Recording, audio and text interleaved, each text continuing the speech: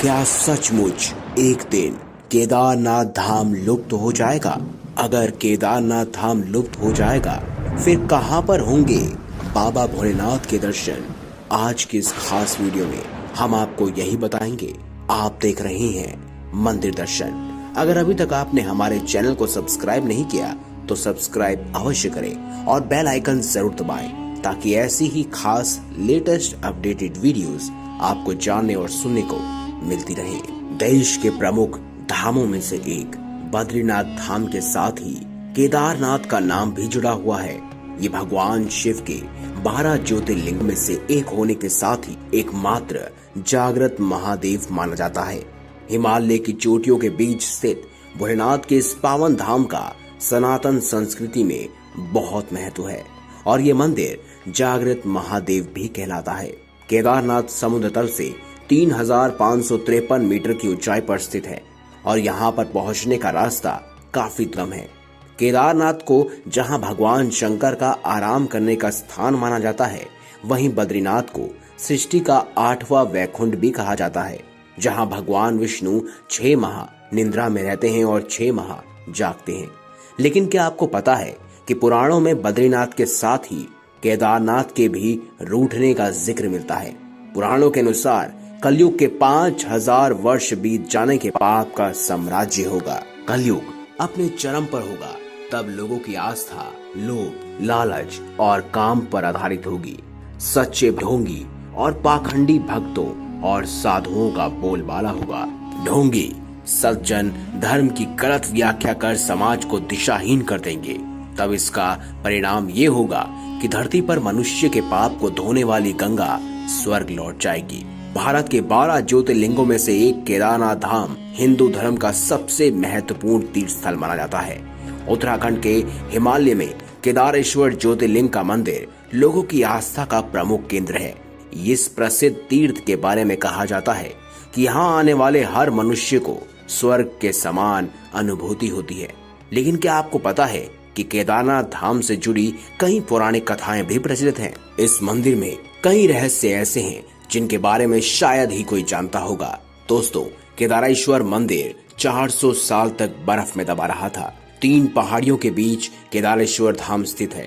केदारेश्वर धाम की एक तरफ करीब 22,000 फुट ऊंचा केदार, दूसरी तरफ 21,600 फुट ऊंचा खर्च कुंड और तीसरी तरफ 22,700 फुट ऊंचा भरत कुंड का पहाड़ है। सिर्फ यही नहीं, यहाँ 5 नदियों का संगम भी है।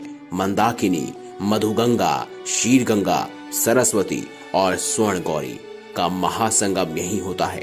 इन नदियों में अलकनंदा की सहायक मंदाकिनी के किनारे है केदारेश्वर धाम। दोस्तों, पुराणों की भविष्यवाणी के अनुसार इस समूचे क्षेत्र के तीर्थ लुप्त हो जाएंगे। माना जाता है कि जिस दिन नर और नारायण पर्वत आपस में मिल जाएंगे, मार्ग पूरी तरह से बंद हो जाएगा और कोई भी केदारनाथ धाम नहीं आ पाएगा। केदार घाटी में 2 पहाड़ हैं, नर और नारायण पर्वत। विष्णु के 24 अवतार में से एक नर और नारायण ऋषि की यह तपोभूमि है। उनके तप से प्रसन्न होकर केदारनाथ में शिव प्रकट हुए थे। पुराणों के अनुसार गंगा स्वर्ग की नदी है और इस नदी को किसी भी प्रकार से प्रदूषित करने और इसके स्वाभाविक रूप से छेड़खानी करने का परिणाम होगा संपूर्ण जम्बू खंड का विनाश और गंगा का वापस स्वर्ग में चले जाना। ऐसे में भविष्य में गंगा नदी पुनः स्वर्ग चली जाएगी और फिर गंगा किनारे बसे तीर्थ स्थलों का कोई महत्व नहीं रहेगा। वे नाम मात्र के तीर्थ स्थल होंगे। पुराणों के अनुसार वर्तमान बद्रीनाथ धाम और केदारेश्वर धाम लुप्त हो जाएंगे और वर्षों बाद भविष्य में भविष्य बद्री नामक नए तीर्थ का उद्गम होगा। वहीं ये भी माना जाता है कि इसके बाद भगवान भोलेनाथ जोशीमठ के पास ही भविष्य केदार में भक्तों को दर्शन देंगे। वैसे तो भविष्य केदार आज भी मौजूद है, लेकिन कहा जाता है कि उस समय केदारनाथ धाम का मार्ग अवरुद्ध हो जाने के चलते भविष्य केदार में ही भगवान शिव का दर्शन कर आप आशीर्वाद पा सकेंगे। मान्यता अनुसार जोशीमठ में स्थित नरसिंह भगवान की मूर्ति का एक हाथ साल बदल साल पतला होता जा रहा है। ऐसे में जिस दिन ये हाथ टूट जाएगा और टूटकर गिर जाएगा, उस दिन भयानक प्रलय के साथ नर और नारायण पर्वत आपस में मिल जाएंगे। जिससे धाम जाने का मार्ग पूरी तरह से बंद हो जाएगा। पुराणों के अनुसार आने वाले कुछ सालों में वर्तमान बद्रीनाथ धाम और केदारेश्वर धाम लुप्त हो जाएंगे और वर्षों बाद भविष्य में भविष्यवर्धी नामक नए तीर्थ का उद्गम होगा। केदारनाथ का मंदिर 400 साल तक बर्फ में दबा रहा था और जब बर्फ से बाहर निकला तो पूर्णतः सुरक्षित था। देहरादून के वाडिया इंस्टीट्यूट के हिमालयन जियोलॉजिकल वैज्ञानिक विजय जोशी के अनुसार 13वीं से लेकर 17वीं शताब्दी तक यानी कि 400 साल तक एक छोटा हिम युग आया था, जिसमें हिमालय का एक बड़ा क्षेत्र बर्फ के अंदर दबा रहा। उनमें से यह मंदिर उसी क्षेत्र में था। वैज्ञानिकों के अनुसार मंदिर की दीवार और पत्थरों पर आज भी इसके निशान साफ साफ देखे जा सकते हैं। दोस्तों, मंदिर सबसे पहले पांडवों द्वारा बनवाया गया था, लेकिन किन्हीं कारणों से ये मंदिर लुप्त हो गया था। इसके बाद मंदिर का निर्माण 508 ईसा पूर्व जन्मे और 486 ईसा पूर्व देह त्याग गए आदि शंकराचार्य ने करवाया था। कहा जाता है मंदिर के पीछे ही आदि शंकराचार्य की समाधि बनाई गई है। इसका गर्भगृह अपेक्षाकृत प्राचीन है, जिसे 80वीं शताब्दी के लगभग माना जाता है। पहले 10वीं शताब्दी में मलवा के राजा भोज द्वारा और फिर 13वीं सदी में मंदिर का जीर्णोद्धार इन्हीं के द्वारा किया गया। केदारेश्वर मंदिर भूरे रंग के विशाल कटवा पत्थर और मजबूत शिलाखंडों को जोड़कर बनाया गया है। मंदिर का चबूतरा 6 फुट ऊंचा है और इस मंदिर पर 85 फुट ऊंचे और 187 फुट लंबे और 80 फुट चौड़े खंभे मौजूद हैं। मंदिर की दीवारें 12 फुट मोटी हैं। आश्चर्य की बात तो ये है कि इतने भारी पत्थरों से मंदिर का रूप कैसे दिया गया होगा। आखिर मंदिर की छत खंभों पर रखी गई, इसमें भी आश्चर्य है। कैसे इतने विशालकाय मंदिर की छत खंभों पर रखी गई और पत्थरों को एक दूसरे से जोड़ने के लिए इंटरलॉकिंग तकनीक का इस्तेमाल किया गया है, जो कि बहुत ही रहस्यमय है कि आखिर उस समय भी इंजीनियरिंग का पूर्ण ज्ञान हमारे ऋषि मुनियों और उस समय के शिल्पकारियों में देखने को मिलता था।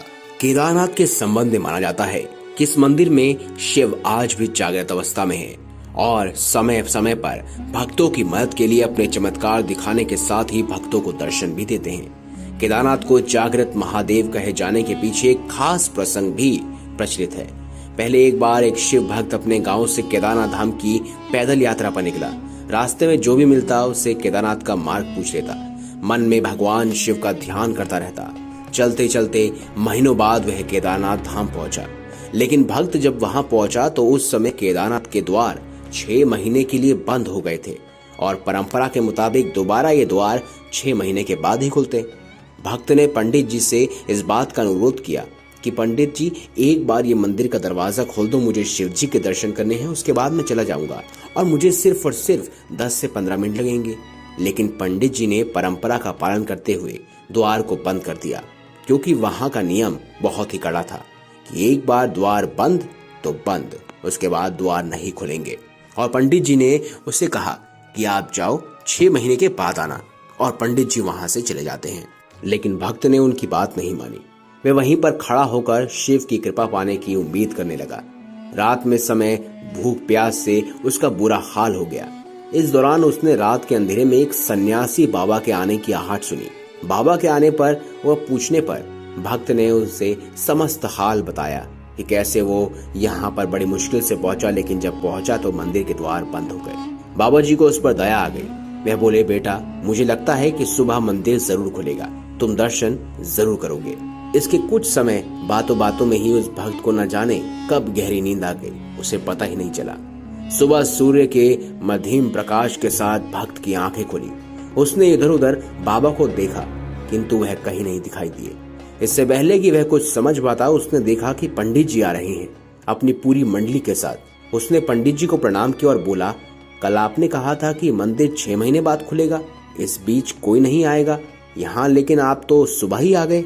गौर से देखने पर पंडित जी ने उस भक्त को पहचान लिया और पूछा, तुम वही हो जो मंदिर का द्वार बंद होने पर आए थे, जो मुझे मिले थे? 6 महीने होते ही वापस आ गए? उस आदमी ने आश्चर्य से कहा, नहीं, मैं कहीं गया ही नहीं, कल ही तो आप मिले थे, रात में मैं यहीं सो गया था, मैं कहीं नहीं गया। पंडित जी का आश्चर्य कोई ठिकाना नहीं। उन्होंने कहा, लेकिन मैंने तो तुम्हें 6 महीने पहले मंदिर बंद करते समय देखा था। अब तो 6 महीने बीत चुके हैं, इसीलिए मैं मंदिर खोलने आया हूँ। तुम 6 महीने तक यहाँ जिंदा कैसे रह सकते हो? इसके बाद व्यक्ति ने पूरी बात बताई और सन्यासी बाबा के बारे में बताया, जिसे सुनकर पंडित जी और सारी मंडली हैरान थी। और वैसे ही उसी समय मंदिर के द्वार खोले गए और उनकी पूजा की गई। किसकी? स्वयं भगवान शिव महादेव की, जिन्होंने रात के समय आकर उस भक्त को स्वयं दर्शन दिए और जल्दी 6 महीने बीत जाने का वरदान भी दिया, जो उसे पता ही नहीं चला। कैसे एक भगवान ने सिर्फ और सिर्फ अपने भक्त की पूजा और निष्ठावान को देखते हुए 6 महीने का अंतराल ही बदल दिया। सोचिए कितने सर्वशक्तिशाली हैं हमारे प्रभु महादेव भोले भंडारी।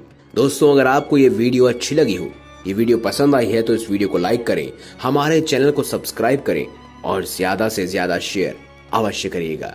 हर हर महादेव कमेंट बॉक्स में जरूर लिखिएगा। मिलेंगे अगली बार एक नई खास वीडियो के साथ। तब तक के लिए बहुत बहुत धन्यवाद।